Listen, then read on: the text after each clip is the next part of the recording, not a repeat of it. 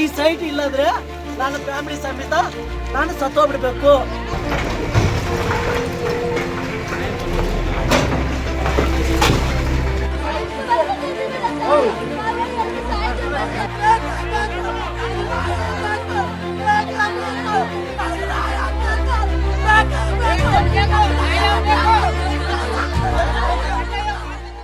Sir, ನಾವು 10 ವರ್ಷ ಮುಂಚೆ ಪೀಣ್ಯದಲ್ಲಿ ಇದ್ವಿ ಸರ್. ಬಾಡಿಗೆ ಕೊರೋನಾ ಟೈಮಲ್ಲಿ ಬಾಡಿಗೆ ಕಟ್ಟೋಕ್ಕಾಗಲಿಲ್ಲ.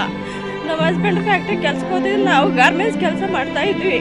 ಬೆಂಗಳೂರು ನಗರದಲ್ಲಿ ನಾನು ಜಿಲ್ಲಾಧಿಕಾರಿಯಾಗಿ ಬಂದ ನಂತರ ಸುಮಾರು 300ಕ್ಕೂ ಹೆಚ್ಚು ಎಕರೆ ಸರ್ಕಾರಿ ಜಮೀನನ್ನು ಸರ್ಕಾರದ ವಶಕ್ಕೆ ತಗೊಂಡಿದ್ದೀವಿ. ಸಾಫ್ಟ್ವೇರ್ ಕಂಪನಿಗಳ ಕಾಶಿ ಎನಿಸಿರುವಂತಹ ಸಿಲಿಕಾನ್ ವ್ಯಾಲಿ ಬೆಂಗಳೂರು ಯಾವಾಗ ಜಾಗತಿಕ ಮಟ್ಟದಲ್ಲಿ ಗುರುತಿಸಲ್ಪಟ್ಟೋ ಬೆಂಗಳೂರು ಸುತ್ತಮುತ್ತಲೂ ಇರುವಂತಹ ಇಂಚಿಂಚು ಭೂಮಿಗೂ ಕೂಡ ಚಿನ್ನದ ಬೆಲೆ ಬಂತು. ಭೂ ಕಬಳಿಕೆದಾರರು ಸರ್ಕಾರಿ ಗೋಮಾಳಗಳನ್ನ, ಸರ್ಕಾರಿ ಕೆರೆಗಳನ್ನ, ರಾಜಕಾಲುವೆಗಳನ್ನ ಆಡು ಹಗಲೇ ನುಂಗಿ ನೀರು ಕುಡಿತಿದ್ದಾರೆ.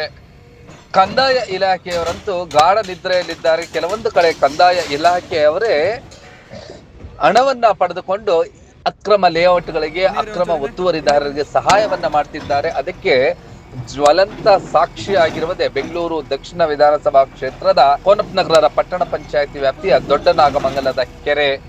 ಈ ಒಂದು ಕೆರೆಯಲ್ಲಿ ಸುಮಾರು 4 ಎಕರೆ 20 ಗುಂಟೆ ಕೆರೆಯ ಜಾಗ ಒತ್ತುವರಿ ಆಗಿದೆ ಅಂತೇಳಿ ಜಿಲ್ಲಾ ಆಡಳಿತ ಇಂದು ತೆರವು ಕಾರ್ಯಾಚರಣೆಯನ್ನ ನಡೆಸಿತು. ಇದರಲ್ಲಿ 10ಕ್ಕೂ ಹೆಚ್ಚು ಮನೆಗಳನ್ನ ಧ್ವಂಸಗೊಳಿಸಿದ್ದಾರೆ. ಇದಕ್ಕೆಲ್ಲ, ಈ ಅಕ್ರಮ ಮಾರಾಟಕ್ಕೆಲ್ಲ ಕಾರಣಕರ್ತನಾದಂತವನೇ ಕಾಂಗ್ರೆಸ್ ಮುಖಂಡ ರಾಮರೆಡ್ಡಿ ಅಲಿಯಾಸ್ ಬೋಗಸ್ ರಾಮರೆಡ್ಡಿ.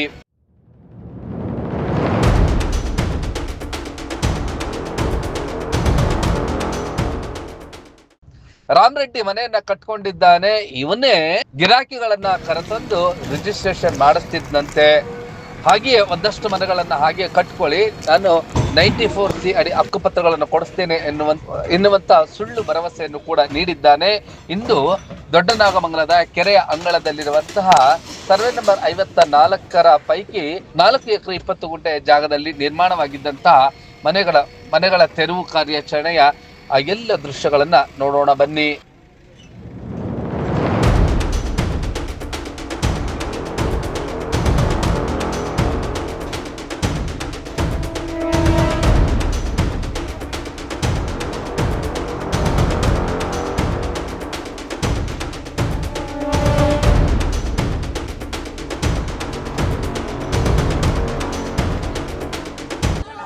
ಹೌದು, ಹೀಗೆ ಮಹಿಳೆಯರು ಕಿರ್ಚಾಡ್ತಾ ಇರುವಂತದ್ದು, ಮಹಿಳೆಯರು ತಮ್ಮ ಆಕ್ರಂದನವನ್ನು ವ್ಯಕ್ತಪಡಿಸ್ತಾ ಇರುವಂತದ್ದು, ಮಹಿಳೆಯರು ತಮ್ಮ ಅಸಹಾಯಕತೆಯನ್ನು ತೋಡಿಕೊಳ್ತಾ ಇರುವಂತದ್ದು, ಹಾಗೆಯೇ JCBಗಳು ಗರ್ಜಿಸ್ತಾ ಇರುವಂತಹ ಎಲ್ಲ ದೃಶ್ಯಗಳು ದೊಡ್ಡನಾಗಮಂಗಲದ ಕೆರೆಯ ಅಂಗಳದಲ್ಲಿ ಎನ್ನಲಾಗುತ್ತಿರುವಂತಹ ಈ ಒಂದು ಸರ್ಕಾರಿ ಜಾಗದಲ್ಲಿ ನಿರ್ಮಾಣವಾಗಿರುವಂತಹ ಮನೆಗಳ ತೆರವು ಕಾರ್ಯಾಚರಣೆ. ಈ ಒಂದು ಕಾರ್ಯಾಚರಣೆ ಜಿಲ್ಲಾಧಿಕಾರಿಗಳಾದಂತಹ ಜಗದೀಶ್ ಅವರ ನೇತೃತ್ವದಲ್ಲಿ ಮತ್ತು ಉಪ ವಿಭಾಗಾಧಿಕಾರಿಗಳಾದಂತಹ ಅಂದ್ರೆ AC ಅವರಾಗಿರುವಂತಹ ವಿಶ್ವನಾಥ್, ಹಾಗೆಯೇ ಬೆಂಗಳೂರು ದಕ್ಷಿಣ ದಂಡಾಧಿಕಾರಿಗಳಾದಂತಹ ಅಶ್ವಿನಿರವರ ನೇತೃತ್ವದಲ್ಲಿ ನಡೆಯುತ್ತಿತ್ತು. ಇದಕ್ಕೆ ಪರಪ್ಪನಗರ ಪೊಲೀಸ್ನವರು ರಕ್ಷಣೆಯನ್ನು ಕೂಡ ಕಂದಾಯ ಇಲಾಖೆಗೆ ನೀಡಿದ್ದರು. ಆ ಎಲ್ಲ ಮತ್ತಷ್ಟು ದೃಶ್ಯಗಳನ್ನ ನೋಡೋಣ ಬನ್ನಿ. ಒಂಚೂರಿಂದ ಹಿಂದೆ ಬನ್ನಿ.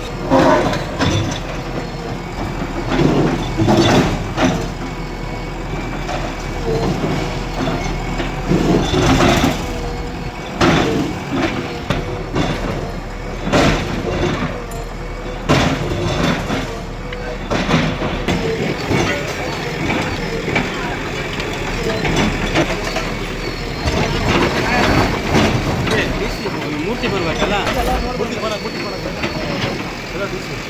ಅಂತ ಬೇಗ.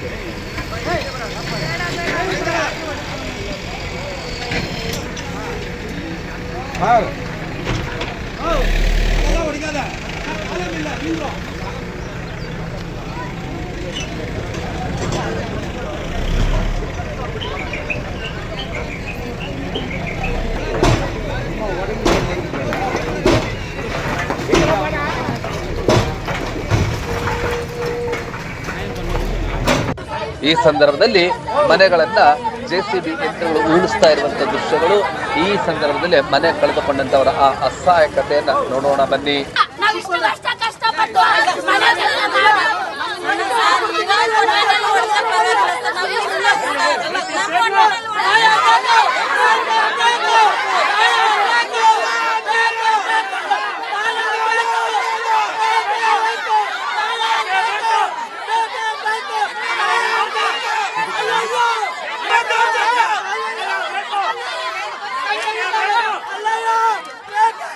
ಕಷ್ಟಪಟ್ಟು ಕೂಲಿ ಮಾಡಿ ಬೆವರು ಸುರಿಸಿದಂತ ರಕ್ತದಿಂದ ಬಂದಂತ ಹಣವನ್ನ ಕಟ್ಟಿ ಈ ರಾಮರೆಡ್ಡಿ ಎನ್ನುವಂತವನಿಗೆ 15 ಲಕ್ಷ, 16 ಲಕ್ಷ, 10 ಲಕ್ಷ, 12 ಲಕ್ಷ ಜೊತೆ 5 ಲಕ್ಷಕ್ಕೂ ಕೂಡ ಸೈಟ್ ಅನ್ನ ಮಾರಾಟ ಮಾಡಿದ್ದಾನೆ.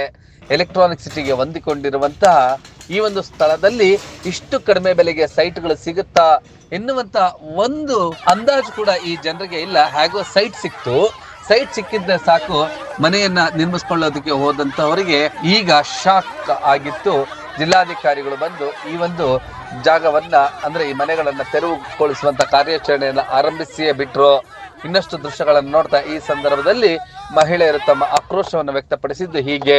ಸರ್, ನಾವು 10 ವರ್ಷ ಮುಂಚೆ ಪಿನ್ಯಾದಲ್ಲಿ ಇದ್ವಿ ಸರ್. ಬಾಡಿಗೆ ಕೊರೋನಾ ಟೈಮಲ್ಲಿ ಬಾಡಿಗೆ ಕಟ್ಟಕ್ಕಾಗಲಿಲ್ಲ. ನಮ್ಮ ಹಸ್ಬೆಂಡ್ ಫ್ಯಾಕ್ಟ್ರಿ ಕೆಲ್ಸಕ್ಕೆ ಹೋಗ್ತಿದ್ವಿ, ನಾವು ಗಾರ್ಮೆಂಟ್ಸ್ ಕೆಲಸ ಮಾಡ್ತಾ ಇದ್ವಿ. ಕೆಲ್ಸಕ್ಕೆ ಹೋಗೋಕ್ಕಾಗ್ತಿಲ್ಲ ಅಂತ ಹೇಳ್ಬಿಟ್ಟು ನಮ್ಮ ಅಮ್ಮವ್ರು ಇಲ್ಲ 6,000 ಯಾರೋ ಟೈಲರ್ ಅಂತ ಮಾರಿದ್ರು. ನಮಗೆ 6 ಲಕ್ಷಕ್ಕೆ ಮಾರಿದ್ರು. 6 ಲಕ್ಷಕ್ಕೆ ಕೊಟ್ಬಿಟ್ಟು ಸಾಲ ಎಲ್ಲ ಬಡ್ಡಿ ಎಲ್ಲ ಮಾಡಿ ತಗೊಂಡು 1-3 ವರ್ಷ ಬಿಟ್ಕೊಂಡು ಕೊರೋನಾ ಟೈಮಲ್ಲಿ ಅದು ಬಾಡಿಗೆ ಕಟ್ಟೋಕ್ಕಾಗಿಲ್ಲ ಸರ್. ಇಲ್ಲಿ ಬಂದುಬಿಟ್ವಿ ನಾವು. ಇಲ್ಲಿ ಬಂದುಬಿಟ್ಟು ಸಾಲ ಮತ್ತೆ ಬಡ್ಡಿ ಎಲ್ಲ ಮಾಡಿಬಿಟ್ಟು ಇನ್ನೂ ಬಡ್ಡಿ ಇದೆ ಸರ್. ನಮಗೆ 5% ಬಡ್ಡಿ ತಗೊಂಡು ಮನೆ ಕಟ್ಟಿದ್ದೀವಿ ಸರ್. ನಾವಿಲ್ಲಿ ಗಾರ್ಮೆಂಟ್ಸಲ್ಲೇ 3 ವರ್ಷ ಕೆಲಸ ಮಾಡಿಬಿಟ್ಟು ಇವಾಗ ಫುಲ್ ಬ್ಯಾಕ್ ಪೇನ್ ಆಗಿ ಮತ್ತೆ ನಾವು ಇಲ್ಲಿ ಅಂಗಡಿ ಹಾಕ್ಕೊಂಡು ಟೀ ಅಂಗಡಿಯಲ್ಲಿ ಕೆಲಸ ಮಾಡಿಕೊಂಡು ಇದು ಮಾಡ್ತಾ ಇದ್ದೀವಿ. ಬಂದು ಏನೋ ದುಡ್ಕೊಂಡು ತಿಂತಾ ಇದ್ದೀವಿ. ಇನ್ನೂ ಬಡ್ಡಿನೇ ತೀರ್ಲಿಲ್ಲ ಸರ್. ನಮಗೆ ಸಾಲನೇ ತೀರ್ಲಿಲ್ಲ. ಇನ್ನು ಸಾಲನೇ ನಮ್ಗೆ ತೀರ್ಲಿಲ್ಲ ಸರ್. ಇವಾಗ ಹೊಡಿತೀವಿ ಏನು ಬಂದ್ರೆ ನಾವೇನಾಗಬೇಕು? ವಯಸ್ಸಾಗಿರೋ EMI ನೋಡಿ ಸರ್. ಇವ್ರು ನಿಕ್ಕೊಂಡು ನಾವು ಜೀವನ ಮಾಡ್ತಾ ಇದೀವಿ. ನಮ್ಮ ಅತ್ತೆ ನಿಕ್ಕೊಂಡು ನಾವೇನು ಕೋಟಿಗೆ ಬದುಕ್ತಾ ಇಲ್ಲ. ಬರೀ ಏನೋ 5 ಲಕ್ಷ ಸಾಲ ಮಾಡಿಬಿಟ್ಟು 6 ಲಕ್ಷ ಕೊಟ್ಕೊಂಡು ಸರ್. ನಮಗೆ ಟೈಲರ್ ಅಂತ ಒಬ್ರು ಅವ್ರು ತಗೊಂಡಿದ್ರು. ನಮ್ಗೆ ಅವ್ರು ಮಾರಿದ್ರು. ಹಿಂದೆಗಡೆ ಮನೆ ಅವರು ಇಲ್ಲ ಸರ್. ನಮ್ಮ ಹತ್ರ ಪತ್ರ ಇದೆ ಸರ್. 3 ಜನದ್ದು ಚೇಂಜ್ ಆಗಿರೋದೆಲ್ಲ ನಮ್ಮ ಹತ್ರ ರಿಜಿಸ್ಟ್ರೇಷನ್ ಪತ್ರ ಇದೆ ಸರ್. ನಮ್ಮ ಹತ್ರ ಸರ್ ಏನು ಹೇಳಿಲ್ಲ ಸರ್. ನಮ್ಗೆ ಇವಾಗ ದಿಢೀರ್ ಅಂತ ಫೋನ್ ಬಂತು ಸರ್. ಇವರು ಭಯ ಪಟ್ಕೊಂಡು ಮನೆಯೆಲ್ಲ ಹೊಡಿತಾ ಇದಾರೆ ಅಂತ ನಮ್ಮ ಅಜ್ಜಿ ಭಯ ಪಟ್ಕೊಂಡು ಅವ್ರು ಫೋನ್ ಮಾಡಿದ್ರು. ಎದ್ನ ಬಿದ್ದಂತ ಬಂದು ಇಲ್ಲಿ ಬಂದು ನೋಡಿದ್ರೆ ಎಲ್ಲ ಹೊಡಿತಾ ಪ್ರಾಣನೇ ಹೋಯ್ತು ಸರ್. ನಮ್ಗೆ ಇಲ್ಲ ಸರ್. ನಮ್ಗೆ ನೋಟಿಸ್ ನಮ್ಗೆ ಇವತ್ತಿಗೆ ಬಂದೇ ಇಲ್ಲ ಸರ್. ನೋಟಿಸೇ ಬಂದಿಲ್ಲ ಸರ್. ನಮ್ಗೆ ನೋಟಿಸ್ ಬಂದಿಲ್ಲ ಸರ್. ಸರ್ ಏನಿಲ್ಲ ಸರ್. ನಾರ್ಮಲ್ ಆಗಿ ನಾವು ಯಾವಾಗೂ ಬಂದಾಗ ಮನೆ ಅಂಗಡಿಗೆ ಹೋಗಿದ್ದೀವಿ ಸರ್. ನೋಟಿಸ್ ಯಾರಾದ್ರೂ ನಮ್ಗೆ ಇನ್ಫಾರ್ಮ್ ಮಾಡಿದ್ರೆ ನಾವು ಹೋಗ್ತಾ ಇರ್ಲಿಲ್ಲ ಸರ್. ನಾವು ಮನೆ ಬಿಟ್ಟು ಹೋಗಿದೀವಿ. ಅವಾಗ ಬಂದು ಹೊಡಿದ್ರೆ ನ್ಯಾಯನ ಸರ್ ಇದು? ನಾವು ಮನೆಯಲ್ಲಿ ಏನೇನೋ ಇಟ್ಕೊಂಡಿರ್ತೀವಿ ಕಷ್ಟಪಟ್ಟು ಸರ್. ಗೊತ್ತಿಲ್ಲ ಸರ್ ಎಷ್ಟು ಮನೆ ಅಂತ. ಆದ್ರೆ ನಮ್ಮ ಮನೆ ಇಲ್ಲಿದೆ ಸರ್. ಅದು ನಾವು ಇವ್ರು ಹೇಳಿದ ತಕ್ಷಣ ಓಡ್ಬಿಟ್ಟಿದೆ ಸರ್. ನಾವು ದಸರಾ ತತ್ತ ತಗೊಂಡಿದ್ದು ನಮ್ಮ ಅತ್ತೆ ತಗೊಂಡಿದ್ದೀವಿ. 25 ವರ್ಷ ಆಯ್ತು ನಾವು ಬಂದು. ಅವಾಗೆಲ್ಲ ಗೌರ್ಮೆಂಟ್ ಬಂದು ನಮಗೆ ಕೇಳಿಲ್ಲ, ಮನೆ ಕಟ್ಟಬೇಡಿ ಏನು ಕೇಳಿಲ್ಲ. ಇವಾಗ ಬಂದು ರಿಜಿಸ್ಟರ್ ಮಾಡ್ಬೇಕಾದ್ರೆ ಎಲ್ಲ ಗೌರ್ಮೆಂಟ್ ಹೆಂಗ್ ರಿಜಿಸ್ಟರ್ ಮಾಡ್ಕೊಡುತ್ತೆ? ನಮ್ಮ ಹತ್ರ ಅಮೌಂಟ್ ತಗೊಂಡಿದ್ದಾರೆ. ನಮ್ಮ ಮಕ್ಕಳನ್ನ ನಾವು ಗೌರ್ಮೆಂಟಲ್ಲಿ ಓದಿಸ್ತಾ ಇದೀವಿ. ಇವಾಗ ಬಂದು ಸಾಮಾನೆಲ್ಲ ಎತ್ತಾಕಿ ಹೊರಗೆ ನಾವು ಹೊಡಿಬೇಕು ಅಂತ ನಾವು ಕೆಲಸದಿಂದ ಓಡ್ ಬರ್ತಾ ಇದೀವಿ. ಇವಾಗ ನಾವು ಅದನ್ನ ಕೇಳ್ಕೊಂಡು ಕಂದಾಯ ಕಟ್ಸ್ಕೊಂಡಿದ್ದಾರೆ ನಮ್ಮ ಹತ್ರ. ಹೆಂಗ್ ಕಟ್ಸ್ಕೊಂತಾರೆ? ಗೌರ್ಮೆಂಟ್ ಕಾರ್ ಹೆಂಗ್ ಕಟ್ಸ್ಕೊಬೋದಲ್ಲ? ಬೇಡ ನಿಮಗೆ ಈ ಮನೆ ಕಟ್ಟಬಾರ್ದು ಅಂತ ನಮಗೆ ಸ್ಟಾಪ್ ಮಾಡಿದ್ರೆ ನಾವು ಇರ್ತಾ ಇದ್ದಿಲ್ಲ. ಕಟ್ಟಿದ ಮೇಲೆ ಸಂಸಾರ ಎಲ್ಲ ಮಾಡಿ ಮಕ್ಕಳೆಲ್ಲ ಆಗಿ ಸ್ಕೂಲಿಗೆ ತಗೊಂಡೋಗಿ ಸೇರಿಸ್ಬೇಕಾದ್ರೆ ಇವಾಗ ಖಾಲಿ ಮಾಡಬೇಕು ಅಂತ ಹೇಳಿ JCB ಜನ ಇಟ್ಕೊಂಡೇ ಹೊಡಿತಾ ಇದ್ದಾರೆ. ಹೊಡಿ ಅಂತ ಹೇಳಿ ತಳ್ಳಿದ್ರೆ ಹೆಂಗ್ ನಾವು ನಮ್ಮನ್ನ ಸಾಯಿಸ್ಬೇಕಾದ್ರೆ ಏನಾರ ಮಾಡ್ಕೊಳ್ಳಿ. ನಮ್ಮ ಮಕ್ಳು ಮರಿ ಯಾರು ನೋಡ್ತಾರೆ? 100 ಹತ್ರ ಇದಾವೆ ಮನೆ. ಇವಾಗ 100 ಹತ್ರ ಆಗಿದೆ. ನಾವು ಬಂದಾಗ ಬೇರೆ 5 ಮನೆ ಇದ್ದಿದ್ದಿಲ್ಲಿ ಸರ್. ನಾವು ನಿಜವಾಗ್ಲೂ ಹೇಳ್ತಾ ಇದೀವಿ ನೋಡಿ. ನಮ್ದು ಮರ ದೇವ್ರ ಮರ ಇಟ್ಟಿದೀವಿ. ಚಿಕ್ಕದಿಂದ ಇಟ್ಟಿದೀವಿ ನಾವು ಅದನ್ನ. ಇವಾಗ ಎಷ್ಟು ವರ್ಷ ಆಗಿದೆ ನಾವು ಬಂದು 25 ವರ್ಷ 22 ವರ್ಷ ಆಗ್ತಾ ಇದೆ ಇಲ್ಲಿ ಬಂದು. ಅವಾಗ ಪರ್ಚೇಸ್ ಮಾಡ್ಕೊಂಡ್ ಬಂದಿದ್ದ ಇಲ್ಲ, ದಸರಾದ್ದು ನಮಗೆ ಕೊಟ್ಟಿದ್ದು ಅವಾಗ ಸೈಟ್, ಅದು ಸೇಲ್ ಮಾಡಿದ್ದು ನಮಗೆ. ಅದು ಈಗ ಸಂಸಾರ ಇರೋ ಮನೆ ಎಲ್ಲರೂ ಇದ್ರಿ, ಕಾಲಾವಕಾಶ ಏನು ಕೇಳಿಲ್ಲ ನಮಗೆ, ಏನು ನೋಟಿಸ್ ಬಂದಿಲ್ಲ ಸರ್. ಇಷ್ಟು ವರ್ಷ ಆಯ್ತು ನಮಗೆ ಬಂದಿಲ್ಲ ನೋಟಿಸ್, ಇದುವರೆಗೂ ನೋಟಿಸೇ ಬಂದಿಲ್ಲ ನಮಗೆ. ಬಂದಿದ್ರೆ ನಾವು ಈ ತರ ಇದನ್ನೇ ತಗೊಂತೇವೆ, ಟೈಮ್ ತಗೊಂಡು ನಾವು ಖಾಲಿ ಮಾಡ್ಬಿಡ್ತಾ ಇದ್ವಿ. ನಮಗೆ ಏನು ಕೊಟ್ಟಿಲ್ಲ, ನಾವು ಟೈಮು ಕೊಡಲ್ಲ, ಇನ್ಮೇಲೆ ಯಾರಿಗೂ ಮನೆ ಬಿಟ್ಕೊಡ್ಬೇಕಂತ ಇಲ್ಲ ಸರ್.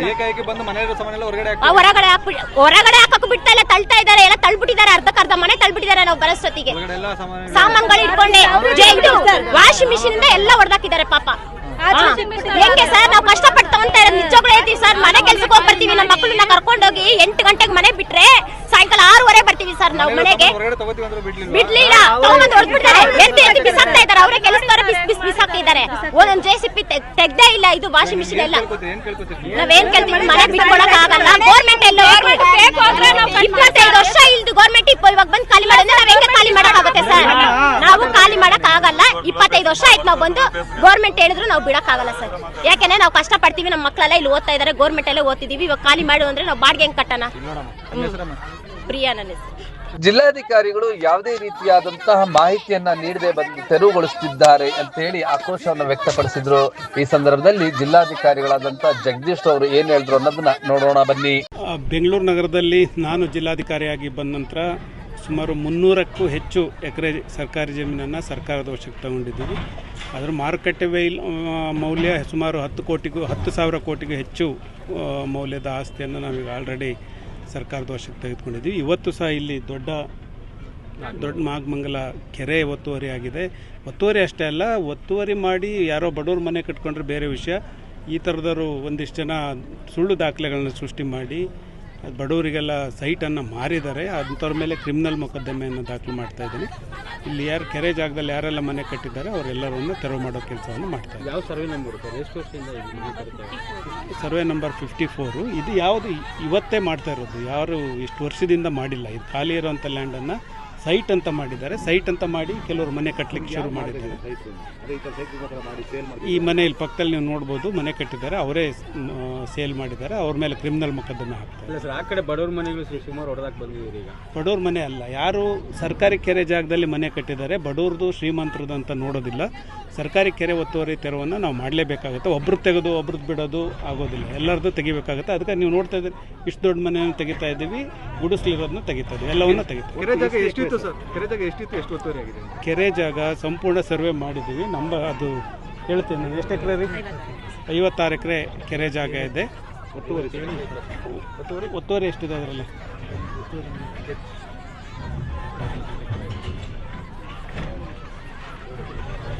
ಇವ್ರು ನಿಮಗೆ ಮಾಹಿತಿ ಕೊಡ್ತಾರೆ, AC ಇರ್ತಾರೆ, ನಿಮಗೆ ಒತ್ತುವರಿ ಎಷ್ಟಾಗಿದೆ ಎಕ್ಸಾಕ್ಟಾಗಿ ಕೊಡ್ತಾರೆ.